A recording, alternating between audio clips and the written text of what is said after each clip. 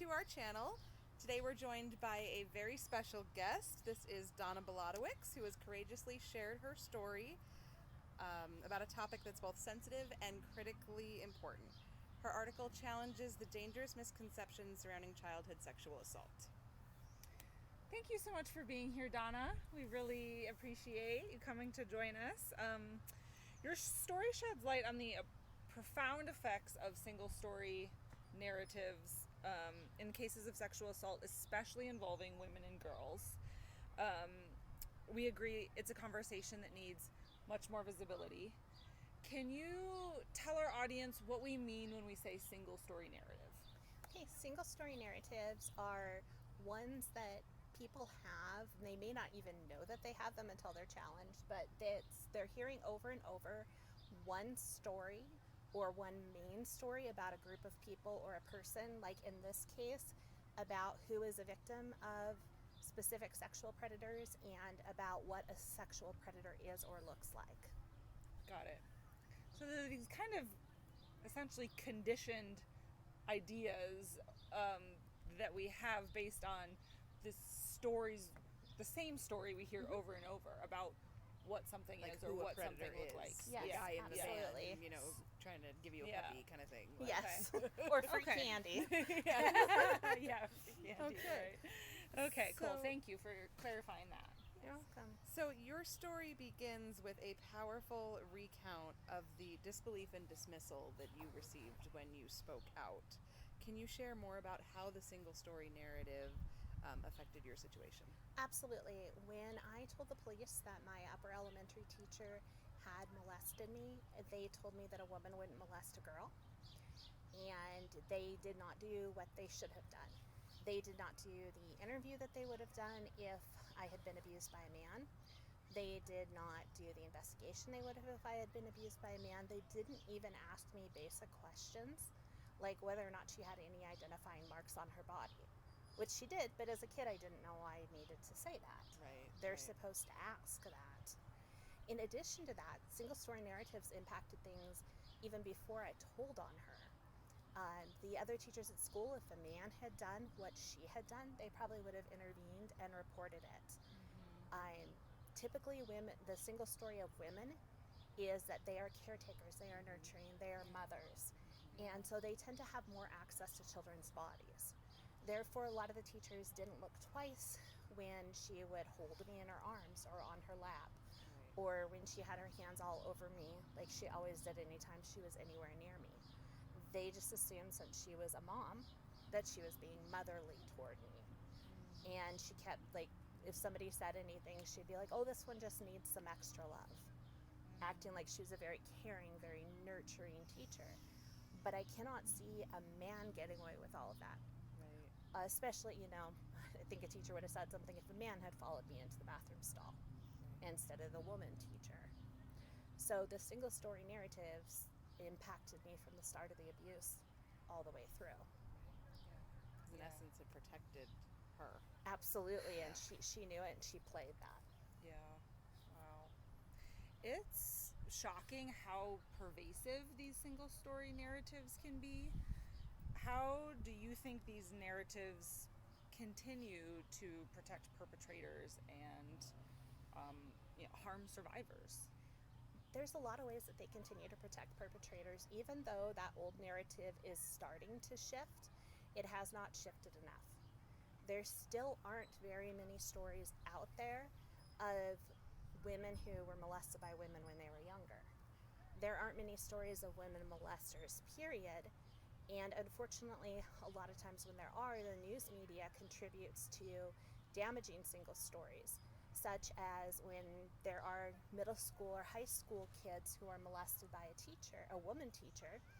Often the headline or part of the story says that they were in a relationship, which then downplays the abuse, makes it sound not that harmful, and makes it sound like it's consensual, which it is not.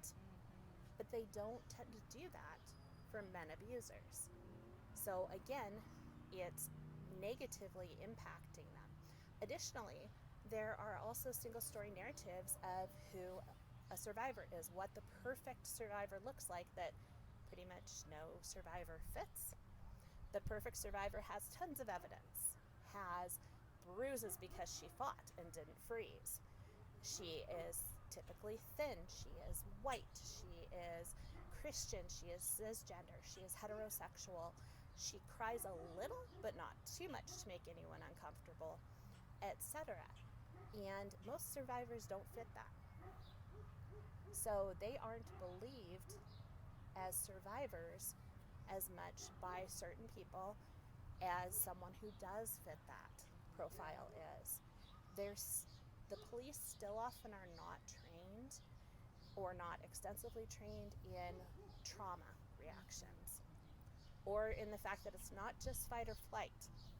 Right, There's freeze, there's fawn, there's flop, and that can cause no bruising. That can cause all sorts of different things, and survivors can disassociate when they're talking about it. So they may not cry. They may have dissociated from their feelings, and they may just be doing a recitation of facts. You mentioned the influence of Dr. Adichie's concept of the single story.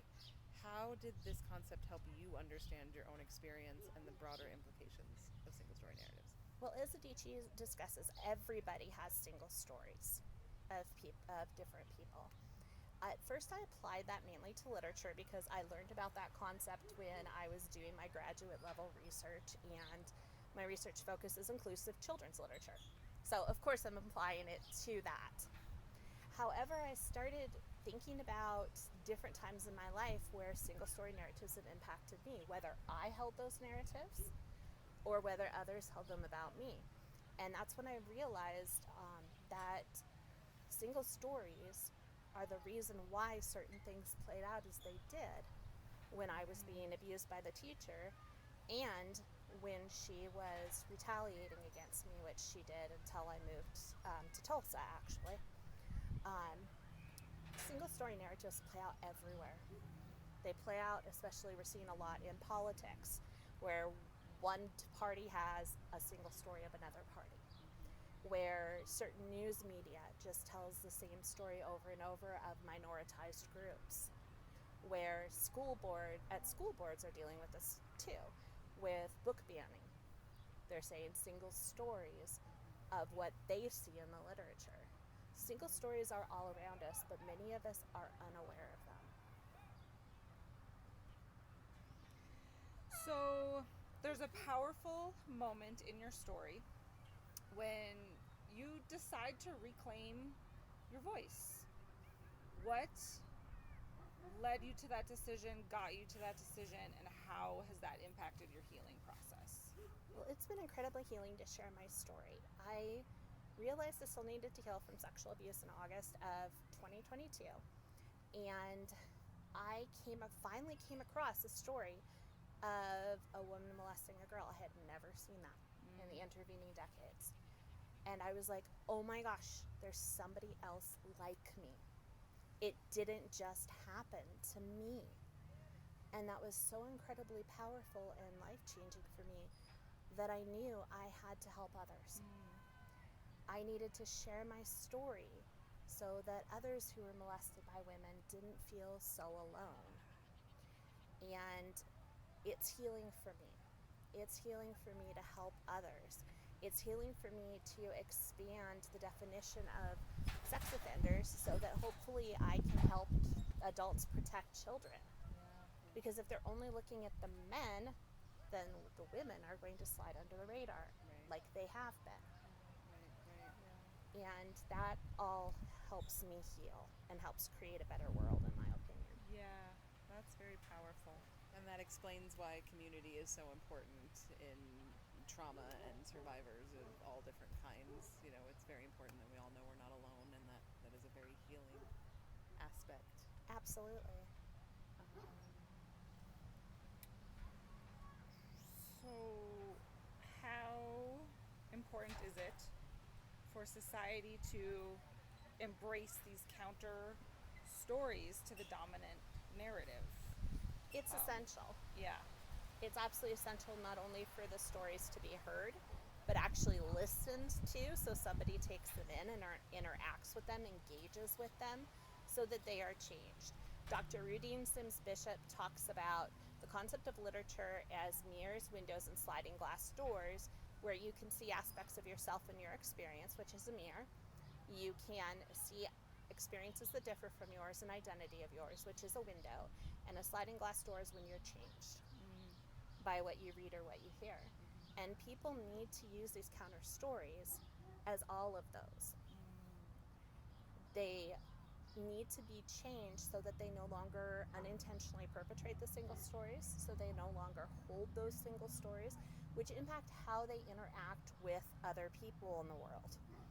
And especially with things getting more polarized, we really need more counter stories. We need to elevate the voices that too often are being silenced still. We had less silencing for a while, and now the silencing is increasing, particularly with all of the censorship and book banning going on. And that needs to change. We need more of those stories in schools, not fewer. All kids deserve to see themselves in literature and to see others in literature. All readers deserve that.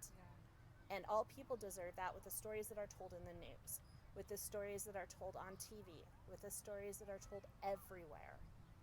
And we need to seek out these stories, not just live in our own little bubbles. We need to learn what others' perspectives are. And through this, we can change the world. We can change how people interact with each other. We can help people understand that, for example, a pedophile is not just a creepy man in a van. It can be anyone, and more often than not, pedophiles are very successful. They are incredibly popular. They are pillars of the community. They come off as excellent spouses, excellent parents. They get a lot of awards. Rather than being that creepy person, they're the person next door. Sometimes literally, sometimes not. They might be teachers. In the last study that was done about 20 years ago, 10% of high school seniors said that they were victims of educator sexual misconduct. That's a huge percentage of kids. And something needs to change. So hearing these stories, knowing these things can happen, more adults can protect children. We put this onto kids' shoulders. Say no. Well, how hard is it for adults sometimes to say no to somebody who has more power over them? It's so much harder for children. It should not be left up to them. It's up to us.